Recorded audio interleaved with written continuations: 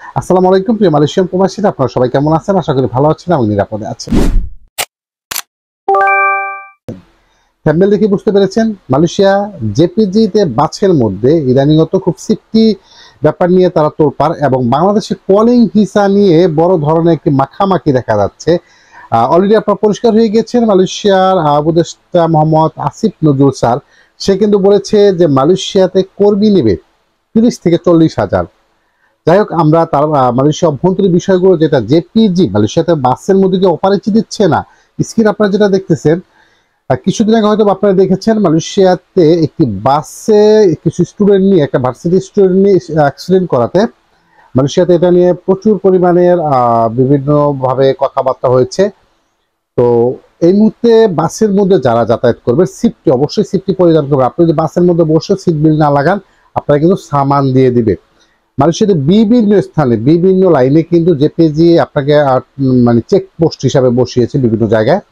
তো এবং যাদের পাসপোর্ট নাই, অনেকে জিজ্ঞেস করে যে ভাই আমি এক জায়গা থেকে আরেক জায়গায় যেতে চাচ্ছি, মালয়েশিয়াতে এই মতো অপারেশন অবস্থা কি, মালয়েশিয়ার অপারেশন অবস্থা করুন, এটা আপনারা নিশ্চিত থাকতে পারেন। মানে প্রচুর আকারে কর্মীদেরকে অ্যারেস্ট করতেছে। তো আপনারা যারা বাসে যাতায়াত করবেন, চেষ্টা করবেন ভোর রাতে, রাত 3টা থেকে সকাল 7টা বা 8টা পর্যন্ত যে কোনো জায়গায় আপনারা যেতে পারেন, দূর পাল্লার যত জায়গায় হোক। প্রবলেমটা একটু কম হয়, কিন্তু নসিব খারাপ হলে সেটা তো কিছু করার নাই। কিন্তু নর্মালি আপনার রাত 10টা 11টা 12টা 1টার দিকে কিন্তু জেপিজি চেকপোস্ট থাকবেই। আপনার সিপ টিপ যখন তারা টেস্ট চেক করবে, তার পরবর্তীতে কিন্তু আপনার পাসপোর্ট চেক করতে পারে।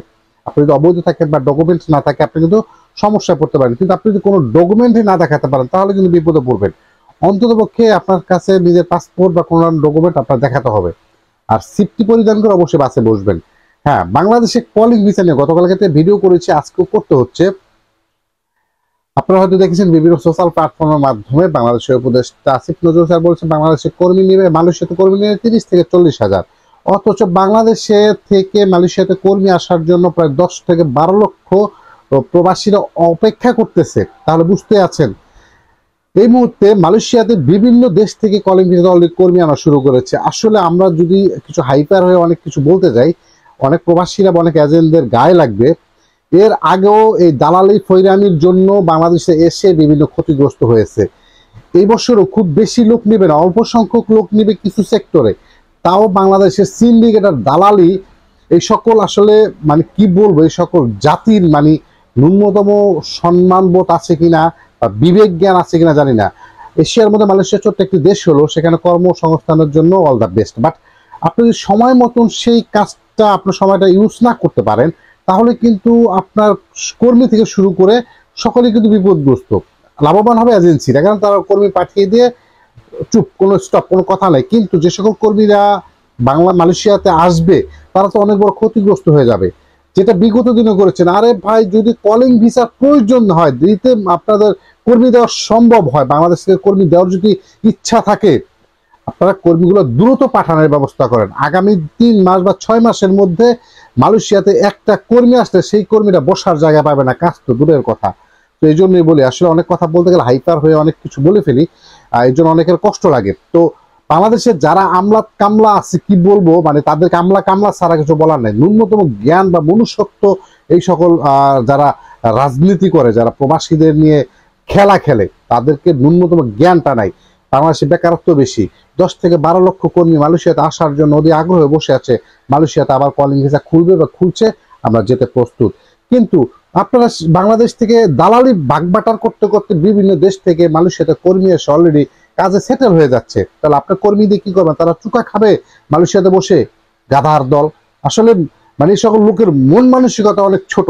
আমরা বাংলাদেশি হিসাবে আসলে জন্মগত বাংলাদেশে, বাংলাদেশকে ছোট করা যাবে না, কিন্তু বাংলাদেশের কিছু লোকদেরকে আসলে মানে ছোট করে কথা না বললে হয় না। মানে এতটা তারা লুবি হতে পারে, এতটা তারা জঘন্য হতে পারে। 23 সালে 24 সালে কলিং ভিসাতে কর্মীরা এসে যে বিপদগ্রস্ত হয়েছে, যত বড় ক্ষতিগ্রস্ত হয়েছে, একমাত্র বাংলাদেশের এই আমলা কামলা রাজনীতির জন্য আজকে সেটাই হচ্ছে।